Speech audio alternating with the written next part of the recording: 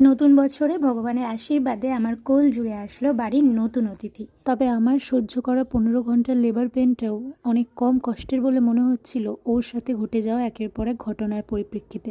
আসার পর থেকেই যেন একের পর এক কঠিন যুদ্ধ জয় করে চলেছে ও। এটা ছিল ওকে করা আমার প্রথম স্পর্শ। লোকে বলে মা ছাড়া নাকি মা হওয়া সহজ নয়, কথাটা কিন্তু 100% সত্যি।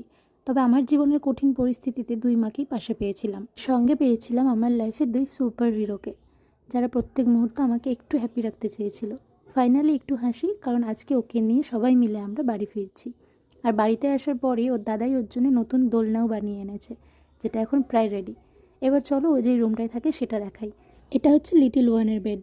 ওকে একদম মশারির চারিদিকে কাপড় ঘিরে রাখা আছে। আর পাশের বেডটা এই মুহূর্তে অগোছালো। এই বেডটার স্পেশালিটি এটাই যে এই বেডটাতে ওর কাছে 300 পাওয়ারের ল্যাম্প অল টাইম জ্বলতে থাকে, আর এই দোলনাটা শুধু ওর ঘুমের সময় ইউজ হয়। একদিন তোমাদের সঙ্গে ওর আলাপ করাবো। আজ আসি, বাই।